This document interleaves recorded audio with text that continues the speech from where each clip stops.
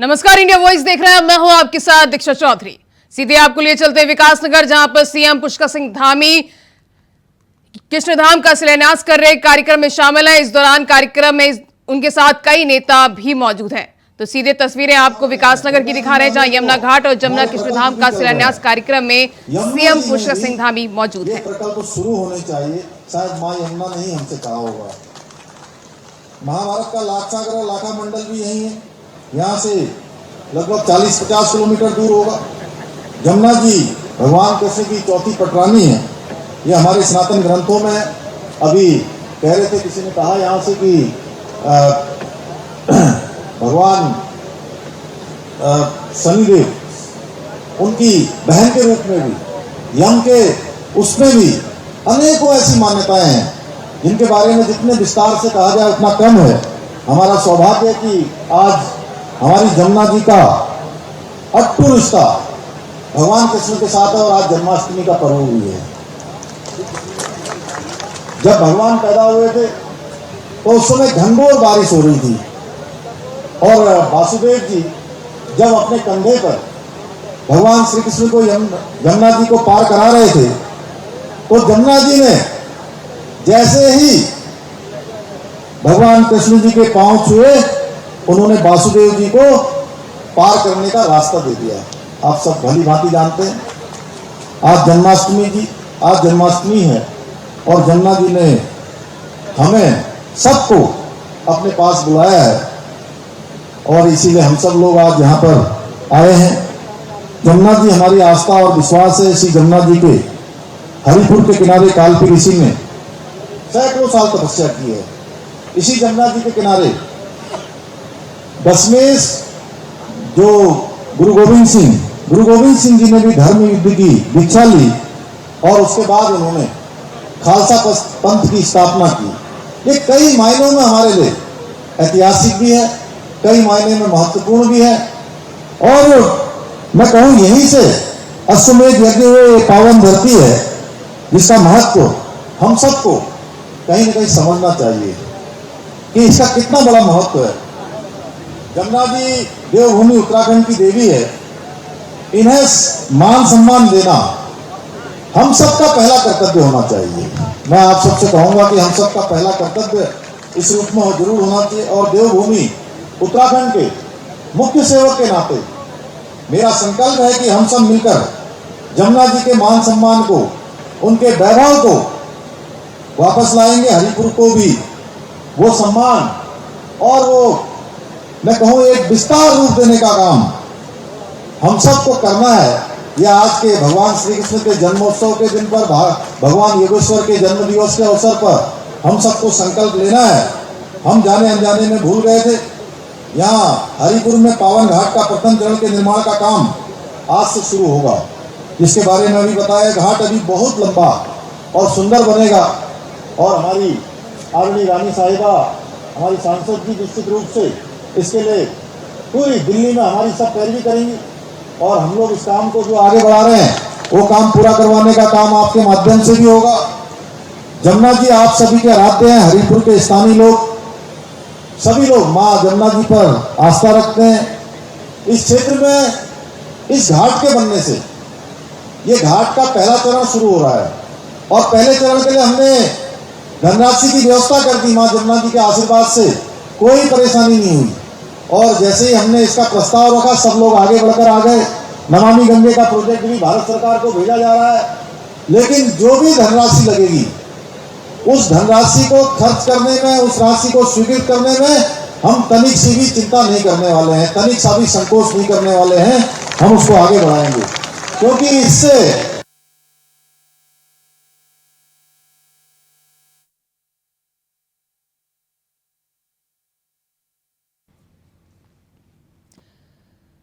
तो विकासनगर के हरिपुर में स्थित यमुना घाट पर सीएम धामी को आप सुन रहे थे। इस दौरान उन्होंने कहा कि लगातार नमामि गंगे योजना के तहत लगातार घाटों का निर्माण किया जा रहा है, जिसके चलते उन्होंने आज यमुना घाट पर पहुंचे और इस दौरान उन्होंने लोगों को संबोधित करते हुए कहा कि लगातार उत्तराखंड में घाट का निर्माण कार्य किया जा रहा है। यमुना घाट और जमुना कृष्णधाम का उन्होंने शिलान्यास किया।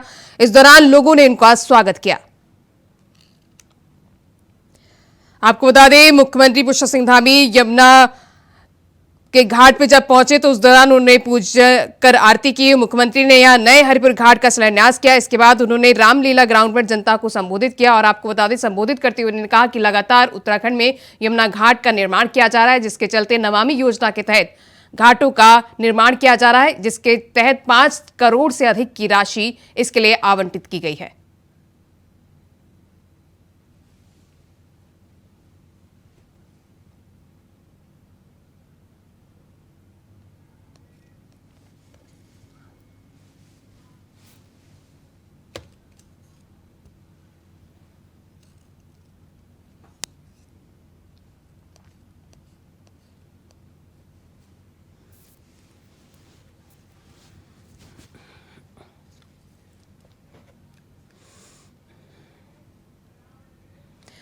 बढ़ते खबरों में आगे इस वक्त की बड़ी खबर निकल के सामने आ रही है। मुख्तार अंसारी से जुड़ी बड़ी खबर निकल के आ रही है। कोर्ट में हुई मुख्तार अंसारी की पेशी हुई है। 3 मामलों में वीडियो कॉन्फ्रेंस से जुड़ी ये पेशी हुई है। मुख्तार ने कोर्ट से सुरक्षा की गुहार लगाई है।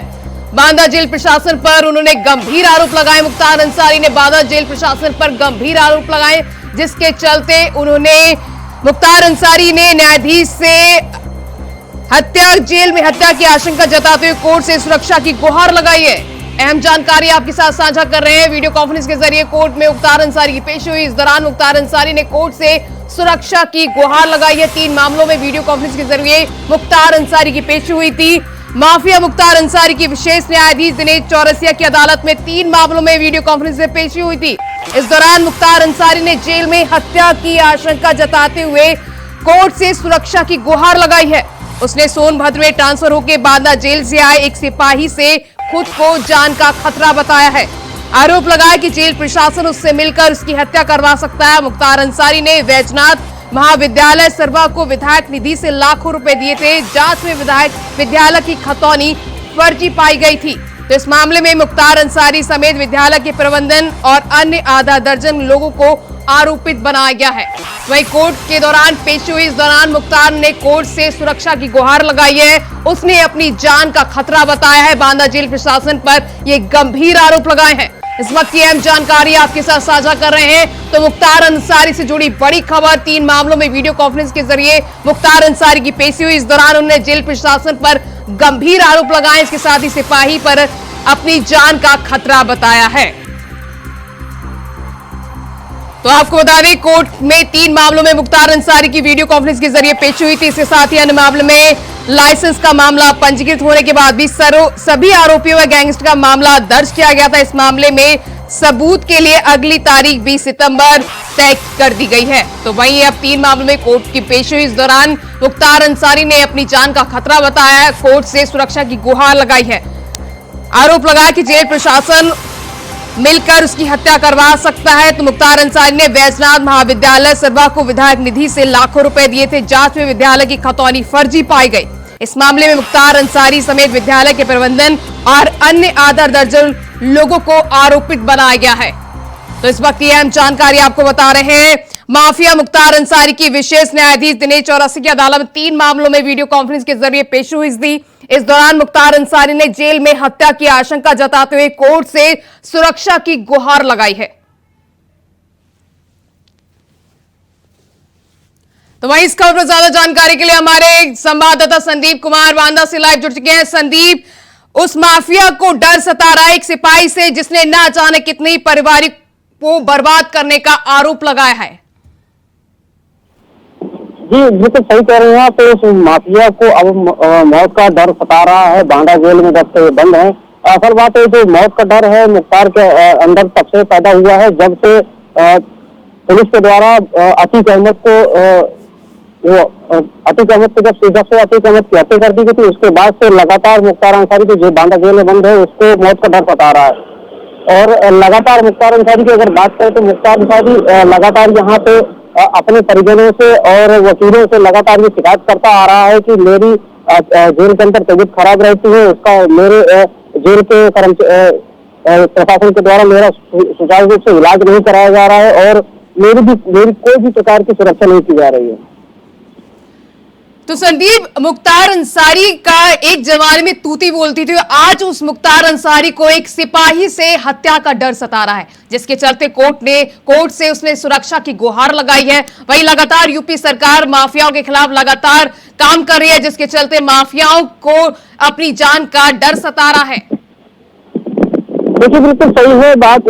जिस तरह से उत्तर प्रदेश में योगी सरकार बराबर गुंडों और माफियाओं पर नकेल कसने के लिए पूरी कवायद कर रही है, कहीं ना कहीं उससे वाकई में जो गुंडे माफिया हैं, जो दहशतगर्द हैं, इनके अंदर वाकई में दहशत देखने को मिल रही है। जिस तरह से अगर देखा जाए तो ताजा बानगी जो है, बांदा जेल में जो बंद है मुख्तार अंसारी, जिसकी पहले एक टूटी बोलती थी पूर्वांचल में, लेकिन आज वही मुख्तार अंसारी जो दहशतगर्द के नाम से जाना जाता था, लेकिन आज वो खुद एक दहशत में बना हुआ है। जी तो संदीप, मुख्तार अंसारी की 3 मामलों में वीडियो कॉन्फ्रेंस के जरिए पेशी हुई थी, इसके लिए अगली तारीख कब कोर्ट की तरफ से दर्ज की गई है? देखिए, 13 सितंबर को मुख्तार के वो कोर्ट ने आदेश दिया है कि 13 सितंबर को मुख्तार के द्वारा साक्ष्य प्रस्तुत किए जाएं और उसके बाद 20 सितंबर को पेशी की डेट लगाई गई है। उसके बाद ही 20 तारीख को ही फिलहाल पूरे मामले की सुनवाई होगी। अब देखना ही होगा कि कोर्ट जो है इस पूरे मामले में क्या फैसला सुनाती है। तो संदीप, देखा जा रहा है कि हमने अतीक के मामले में भी देखा, जब जेल प्रशासन की कैद में था उस टाइम पे अतीक ने भी अपनी जान का खतरा बताया था। वहीं अब मुख्तार अंसारी ने भी अपनी जान का खतरा बताया है। उसने कहा है कि प्रशासन के साथ मिलकर सिपाही के द्वारा उसकी जान को खतरा बताया जा रहा है। तो इसको लेकर प्रशासन की तरफ से क्या जानकारी निकलकर अभी तक सामने आई है? देखिए, अगर प्रशासन की बात करें तो फिर भी फिलहाल यहाँ पे प्रशासन के द्वारा यहाँ पे किसी प्रकार की कोई सुबुगाहट नहीं है, न कोई सुरक्षा व्यवस्था की। जिस तरह से पहले मुख्तार को लेकर के यहाँ पे जेल के बाहर सुरक्षा व्यवस्था की जाती थी, यहाँ पर फिलहाल अब इस तरह की कोई सुरक्षा व्यवस्था भी नहीं है। केवल एक सिपाही बाहर पूरे जेल का पहरा देता है। उसके बाद अंदर चौकी होने के नाते फिलहाल थोड़ी बहुत सुरक्षा बनी हुई है, लेकिन नहीं, बाकी पूरी जो सुरक्षा की व्यवस्था की अगर बात करें तो पूरी की पूरी निगरानी केवल कैमरे के माध्यम से ही की जा रही है। और अगर अंदर की बात करें तो अंदर भी फिलहाल कोई मुख्तार को लेकर के इस तरह की व्यवस्था नहीं है, क्योंकि अगर व्यवस्थाएं होती तो मुख्तार जो है अपने जान माल की सुरक्षा के लिए कभी गुहार नहीं लगाता। जी तो संदीप, योगी सरकार लगातार जीरो टॉलरेंस के तहत लगातार माफियाओं पर कार्रवाई कर रही है, जिसके चलते माफियाओं की रातों की नींद उड़ गई है। जी बिल्कुल सही है। जो योगी सरकार के द्वारा जो जीरो टॉलरेंस की नीति चलाई जा रही है, कहीं ना कहीं बहुत सही है और ये होना चाहिए था, ताकि जो प्रदेश में जो गुंडा राज और माफिया राज कायम था, कहीं ना कहीं जो जिस तरह से योगी सरकार के द्वारा जो जीरो टॉलरेंस की नीति चलाई जा रही है, उससे कहीं ना कहीं काफी हद तक पूरी गुंडा और माफिया जो है कंट्रोल में आ चुके हैं और इनका जो राज है पूरी तरह से खत्म होता दिखाई दे रहा है। तो संदीप, बांदा जेल प्रशासन पर ये गंभीर आरोप लगाए हैं, उसके बाद से अभी जेल प्रशासन की तरफ से कोई बयान सामने आया है? ये अगर देखिए बात करें जेल प्रशासन की, तो जेल प्रशासन की तरफ से ना तो कोई बयान सामने आया है और ना ही जिला प्रशासन की तरफ से फिलहाल अभी कोई बयान सामने आया, क्योंकि ये पहली बार नहीं हुआ है कि मुख्तार के द्वारा अपनी जान और माल का खतरा बताया गया है और न ही बीमारी के बारे में जो बताया जा रहा है, पहली बार नहीं है। इसके पहले भी कई बार उनके परिजन आए हैं, मुलाकात की है, उनके वकीलों ने जब उनसे मुलाकात की है तो हर बार मुख्तार के द्वारा केवल यही गुहार लगाई जाती है कि मुझे जान का खतरा है और मेरी तबीयत में भी सुधार नहीं हो पा रहा है, जिसकी वजह से मेरा यहाँ पे उपचार भी नहीं सही से किया जा रहा। लेकिन इस बार जो बात आई है तो इस बार कहीं ना कहीं कोर्ट से गुहार लगाई है, इसलिए ये देखना होगा कि क्या कोर्ट इस मामले में संज्ञान ले पाती है कि नहीं। तो संदीप, जिन 3 मामलों में कोर्ट में सुनवाई हुई थी वो कौन कौन से मामले हैं, विस्तार से बताइए।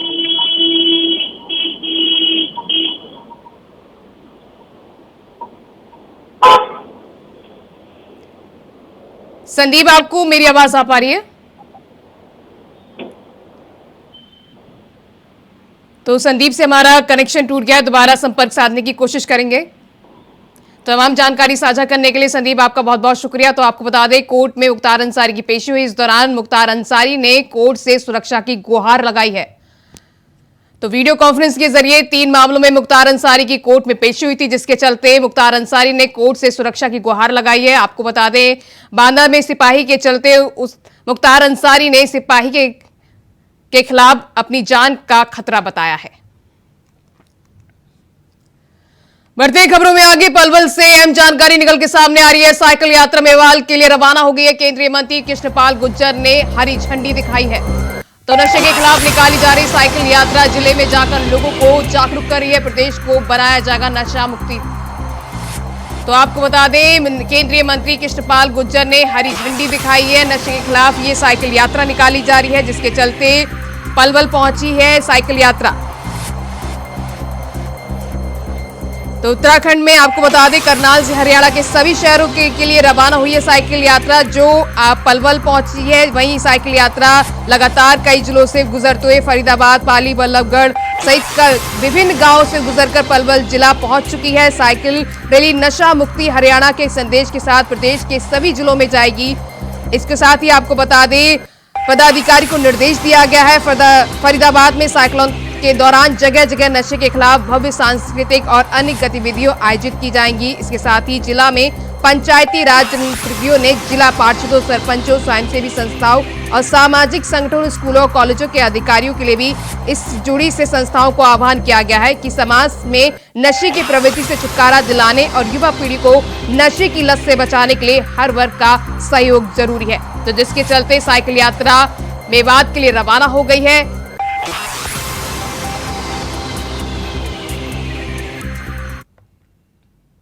बढ़ते खबरों में आगे, प्रधानमंत्री नरेंद्र मोदी गुरुवार को सुबह 18वें पूर्वी एशिया शिखर सम्मेलन और 20वें एशियन भारतीय शिखर सम्मेलन में भाग लेने के इंडोनेशिया पहुंचे। जकार्ता इंटरनेशनल एयरपोर्ट पर प्रधानमंत्री का औपचारिक स्वागत किया गया। आसियान भारत शिखर सम्मेलन को संबोधित करते हुए पीएम मोदी ने कहा कि आसियान भारत की एक्ट ईस्ट पॉलिसी का केंद्रीय स्तंभ है। योर मैजेस्टी, एक्सेलेंसीज, हमारी हिस्ट्री और ज्योग्राफी भारत और आसियान को जोड़ते हैं। साथ ही साझा वैल्यूज, क्षेत्रीय एकता, शांति, समृद्धि और मल्टीपोलर वर्ल्ड में साझा विश्वास भी हमें आपस में जोड़ता है। आसियान भारत की एक्ट ईस्ट पॉलिसी का केंद्रीय स्तंभ है।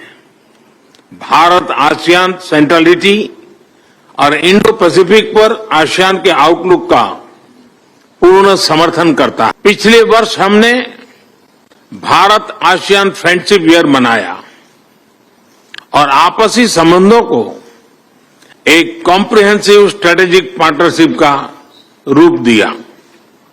योर मैजेस्टी, एक्सेलेंसीज, आज वैश्विक अनिश्चितताओं के माहौल में भी हर क्षेत्र में हमारे आपसी सहयोग में लगातार प्रगति हो रही है। इस वर्ष की आसियान समिट की थीम है ASEAN matters, epicentrum of growth.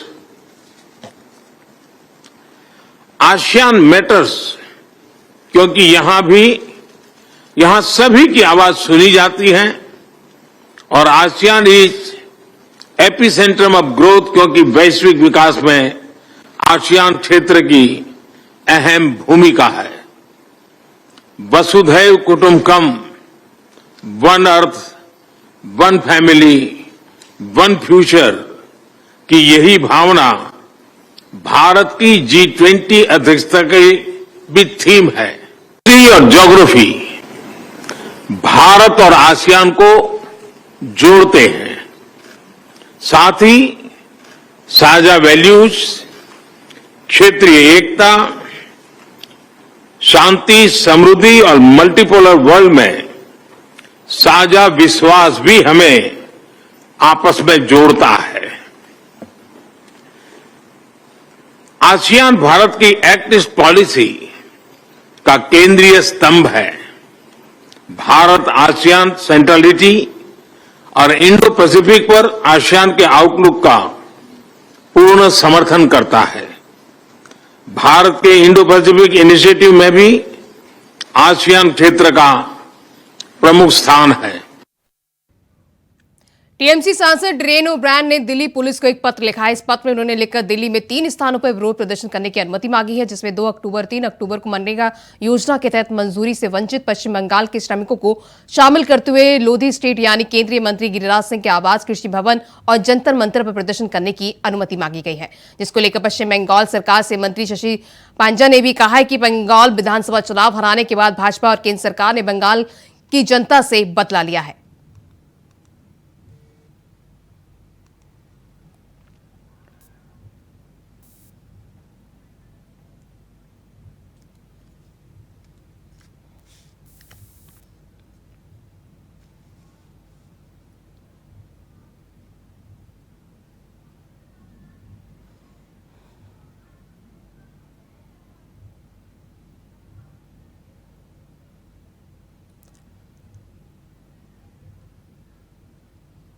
विधानसभा के चुनाव बंगाल में बीजेपी हार गई और तृणमूल कांग्रेस जीत के तीसरे बार सरकार बनाई, लेकिन बीजेपी और केंद्र सरकार बदला लिए हैं बंगाल की जनता से। मनरेगा के स्कीम के पैसे बंद किए गए दिसंबर 2021 से। मनरेगा का फंड बंद है। इसका भारी प्रभाव पड़ा है गांव में, हमारे बंगाल में। पुरुष और खासतौर से महिलाएं भी जो इस 100 दिन में काम करते हैं, 100 डेज में काम करते हैं, उन पे भारी नुकसान हुआ है। इसके विरुद्ध तृणमूल कांग्रेस के हमारे नेशनल जनरल सेक्रेटरी अभिषेक बंदोपाध्याय एक धरना का ऐलान किए हैं कि दिल्ली में होगी ये धरना, लेकिन इस धरना की परमिशन अब तक दिल्ली पुलिस नहीं दे रही है। दिल्ली पुलिस को कौन चलाता है? केंद्र स्वराष्ट्र मंत्री अमित शाह जी। और आप जो ये परमिशन नहीं दे रहे हैं, ये गणतंत्र विरोधी है और तृणमूल कांग्रेस लड़ेगी, क्योंकि ये गलत है, ये नाइंसाफी है। 2021 स्टेट इलेक्शंस इन बंगाल। टीका लगाकर घूमने वालों ने भारत को गुलाम बनाया। हिंदू मुसलमान में भारत को बांटने से काम नहीं चलेगा, तो वहीं मंदिर और तोड़ लो और मस्जिद, इससे भारत नहीं चलेगा। ये बात राजद के प्रदेश अध्यक्ष जगन्नाथन सिंह ने कही है। जगन्नाथन बुधवार को पार्टी दफ्तर में एक कार्यक्रम को संबोधित कर रहे थे। यहां उन्होंने कहा कि भारत गुलाम किसके समय में हुआ? क्या उस समय कर्पूरी ठाकुर थे, लालू प्रसाद थे, राम मनोहर लोहिया थे? ये लोग तो उस समय नहीं थे।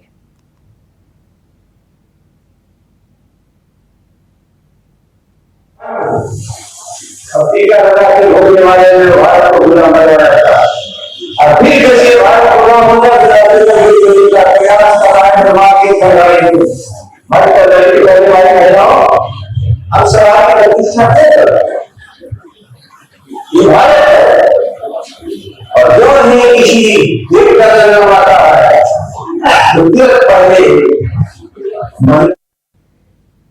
उधर बीजेपी की परिवर्तन संकल्प यात्रा 2 दिनों से बाड़मेर जिले में है। बुधवार को केंद्रीय जल शक्ति मंत्री गजेंद्र सिंह शेखावत ने कांग्रेस के राष्ट्रीय अध्यक्ष मल्लिकार्जुन खड़गे को लेकर विवादित बयान दे दिया। उन्होंने कहा कि खड़गे कहते हैं कि मोदी जी जीत गए तो सनातन मजबूत हो जाएगा, इसलिए सनातन को हराना है।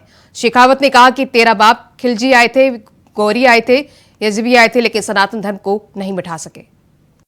खड़गे आज राजस्थान आए हुए, इन्हीं खड़गे साहब ने कहा था कि मोदी जीता तो सनातन मजबूत हो जाएगा और इस सनातन को हमको हराना है। तेरा बाप वहां से जो है खिलजी आए थे, गौरी आए थे, गजनबी आए थे, गुलाम आए थे, शक आए थे, हूण आए थे, कुषाण आए थे, यवन आए थे, तुर्क आए थे, अरब आए थे, खलीफा आए थे, औरंगजेब जैसे लोग भी आए थे। उसके बाद में डच आए थे, फ्रांसीसी आए थे, पुर्तगाली आए थे, अंग्रेज आए थे। ये भगवान लोग यहाँ बैठे हैं, इनके आशीर्वाद से ये सनातन मिटा नहीं, ये सनातन मिटा देंगे, ये सनातन को मिटाने। आज देश भर में धूमधाम से जन्माष्टमी का त्योहार मनाया जा रहा है। मथुरा वृंदावन से लेकर देश के विभिन्न राज्यों में सुबह से मंदिरों में हरे रामा हरे कृष्णा के जयकारे गूंज रहे हैं। श्री कृष्ण भगवान विष्णु का अवतार माना जाता है। चलिए आपको 5 तस्वीरें दिखाते हैं, जिसमें पहली तस्वीर मथुरा में कृष्ण जन्मभूमि मंदिर में मंगला आरती की हुई। दूसरी तस्वीर दिल्ली में जन्माष्टमी के अवसर पर इस्कॉन मंदिर में तुलसी आरती की है और वहीं तीसरी तस्वीर नोएडा इस्कॉन मंदिर में मंगला आरती की है। चौथी तस्वीर उड़ीसा के भुवनेश्वर में जगन्नाथ संस्कृति के अनुसार जन्माष्टमी मनाई गई। तो वहीं 5वीं तस्वीर पश्चिम बंगाल के कोलकाता के इस्कॉन मंदिर में भक्तों ने जश्न मनाया और प्रार्थना की गई। तो देश भर में जन्माष्टमी को लेकर धूम है। हाथी घोड़ा पाल की जय, कन्हैया लाल की जयकारे लगातार मंदिरों में देखने को मिल रही हैं। तो वहीं जन्माष्टमी को लेकर लगातार मंदिरों में भक्तों की भीड़ देखने को मिल रही है।